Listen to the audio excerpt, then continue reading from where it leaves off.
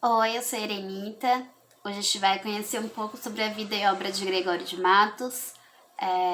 O livro dele, Poemas Escolhidos, tá na FUVEST. E a gente vai ver um pouco sobre o Barroco, entender as opções de Barroco na FUVEST e na Unicamp. Vamos pensar também como que eles traçam caminhos diferentes, certo?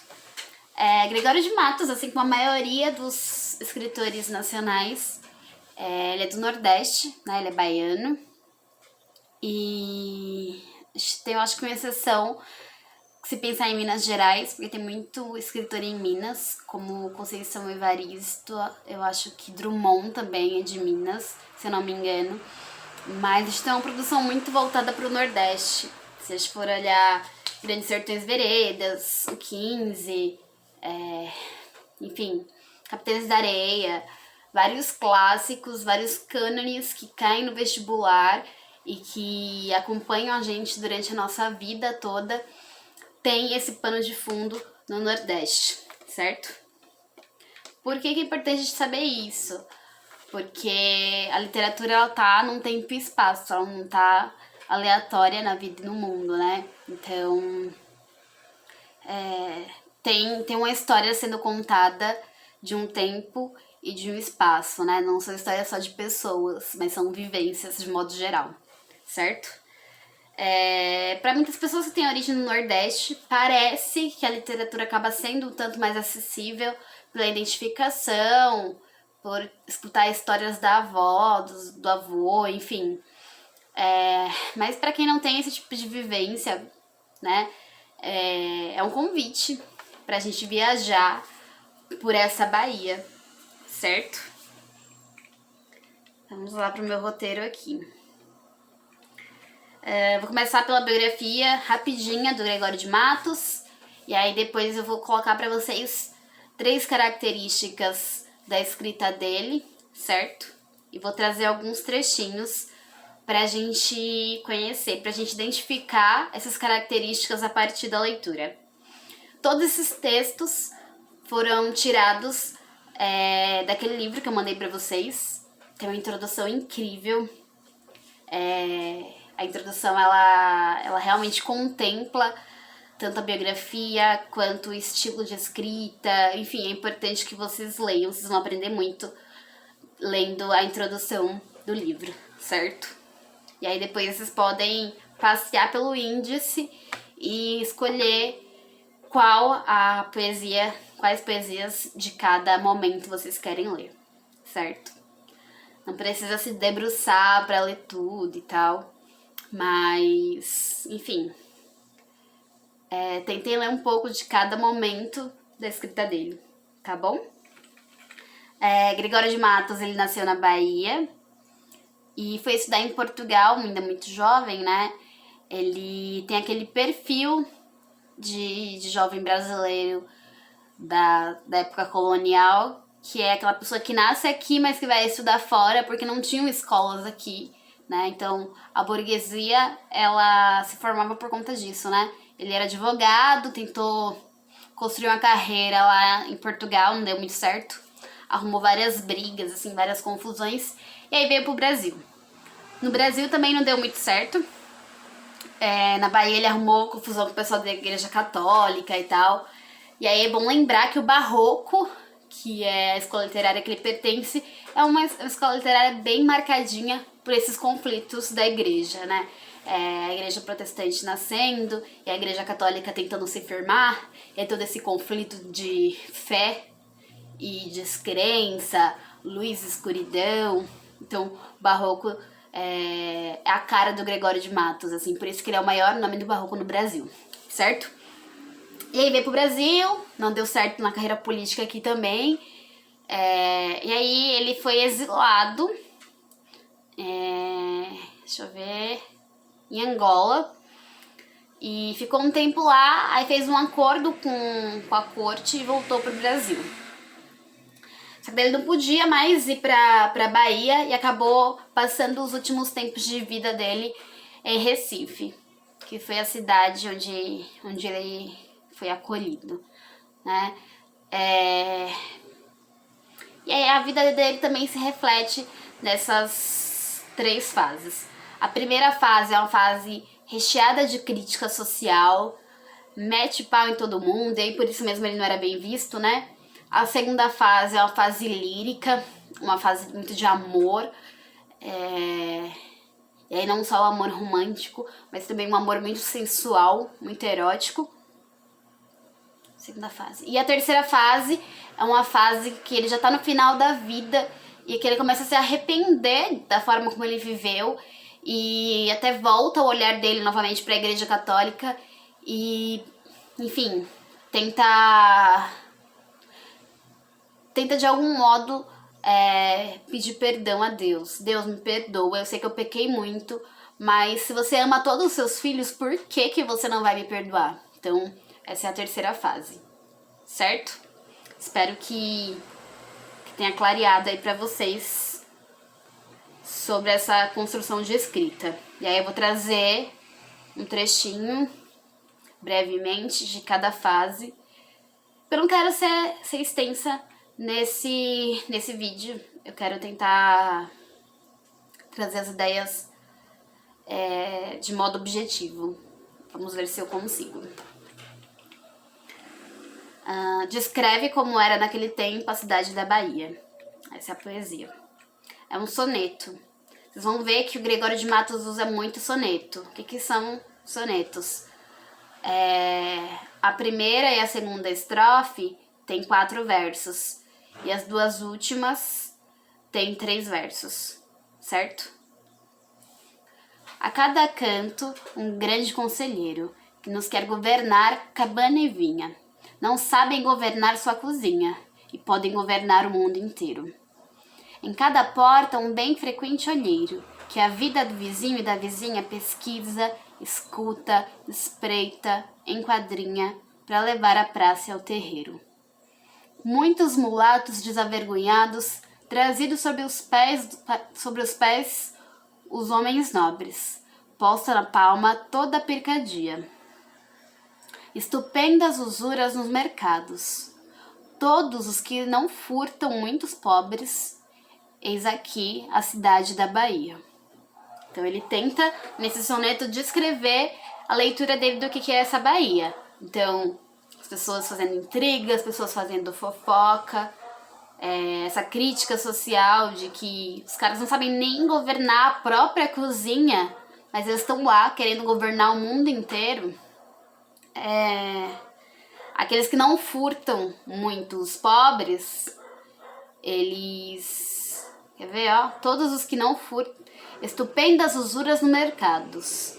Todos os que não furtam muito pobres.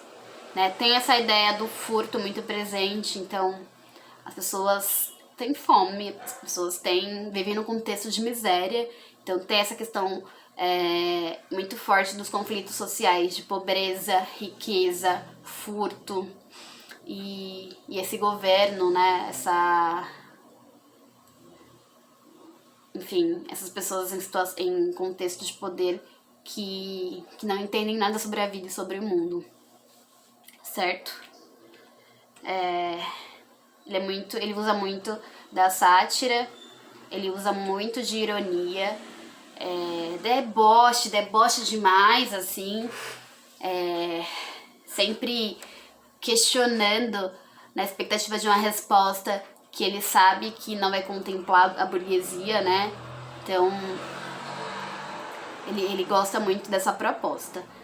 Tem uma questão que é importante te levar em consideração, que por mais que ele tenha essa poesia satírica, por mais que ele faça diversos deboches, a figura de linguagem que a gente vai encontrar é a antítese, não é a ironia, tá? Fiquem muito atentos a isso, porque apesar da poesia a gente trabalhar com várias figuras de linguagem, o barroco se concentra muito nessa antítese de bem e mal, rico, pobre, luz, escuridão, principalmente pensando nesse contexto todo religioso. Eles vão trabalhar bastante com a ideia de céu, inferno, luz e escuridão, certo?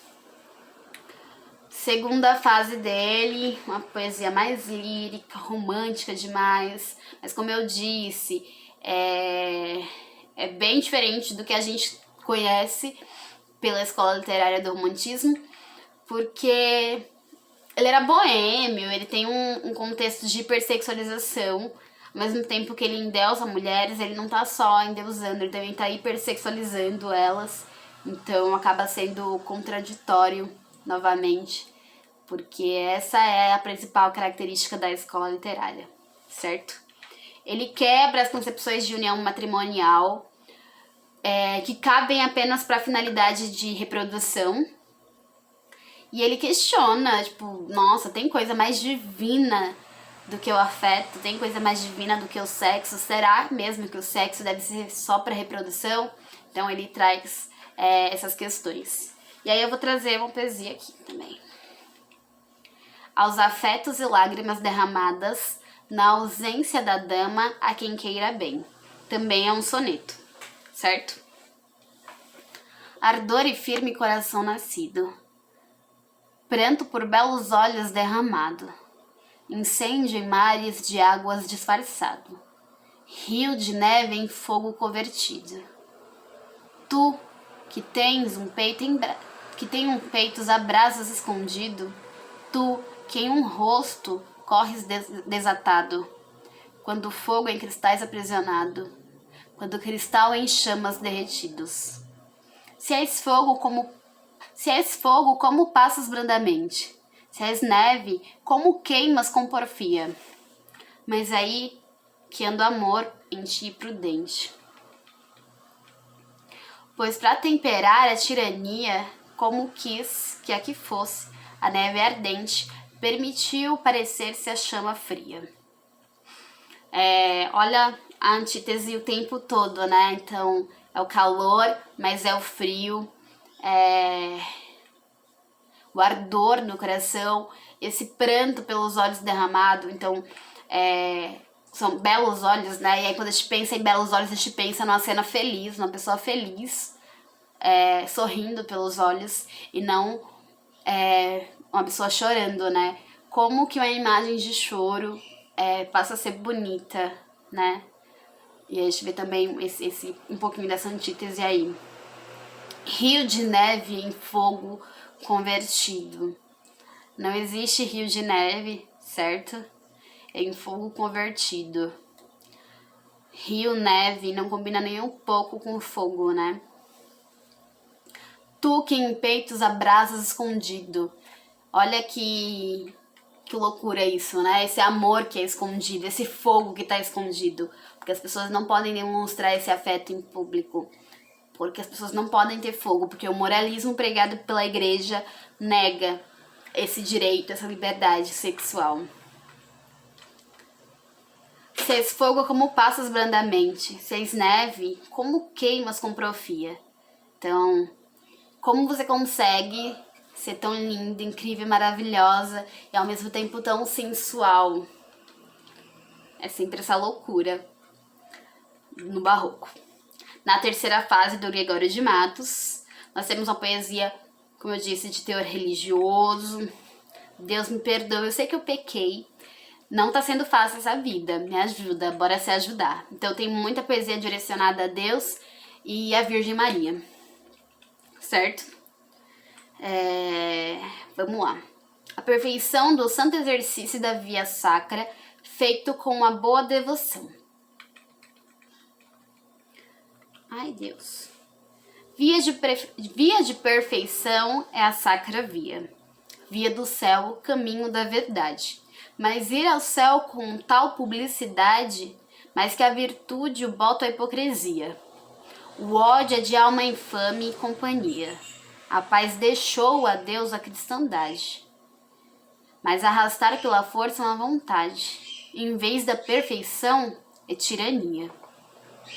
O dar pregões do púlpito é indecência. Que de fulano, vem aqui ciclano, porque pecado e pecador se veja. É próprio de um porteiro de audiência, e se nisto maldigo ou mal me engano, eu me submeto à Santa Madre da Igreja. Então, ele critica a hipocrisia, né? Porque se Deus perdoa, por que Ele não vai me perdoar? Não é porque eu tive uma vida boêmia que eu não sou digno de um outro olhar, né? Por que a igreja não me aceita mais na cidade da Bahia, por exemplo? Então, essa última fase ele vai falar isso, vai falar da hipocrisia da igreja católica, ao mesmo tempo ele vai falar assim que não é porque a igreja não me aceita que Deus não vai me aceitar, porque Deus, ele é o dono do céu e da terra, todo criador do mundo e etc. Certo? É isso. Gregório de Matos, esse cara tão contraditório, tão louco pra época. Estamos falando de um contexto ali de colonização, certo? E ainda tá naquele contexto escravocrata, aquela loucura de Brasil colônia. E veio de uma família nobre, por isso ele tem um acesso à escrita, por isso que ele tem um acesso à leitura. Não se sabe ao certo a relação dele com a escravidão no Brasil, porque ao mesmo tempo que ele coloca isso em pano de fundo para a poesia dele, ele não se posiciona apoiando ou criticando. E outra problemática dele é que é isso também, ele critica muito a sociedade que ele vive, mas ele não tem uma contraproposta, ele não está envolvido em lutas, seja pela independência do Brasil, seja pela abolição. Ele não se posiciona devidamente, justamente por trabalhar com sátira, com bastante... com esse cômico, tem muita coisa não dita, né? Além disso, muitos textos são questionáveis se são deles ou não, porque ele não publicou nada em vida, foram todos póstumos, então alguém foi lá, reuniu os trampos dele, publicou, e aí tem gente que não acredita que sejam escritas dele. Ao mesmo tempo, o passado dele relacionado com a Igreja Católica legitima muito dessa escrita. Certo? Formiga. É isso. Muito obrigada, gente. Até uma próxima. Façam lá o questionário que tá no Google Sala de Aula. Deem uma olhada no material. Qualquer coisa, mandem mensagem, podem me ligar. E é isso. Mandem e-mail. Estou à disposição. Certo? Muito obrigada. Até a próxima.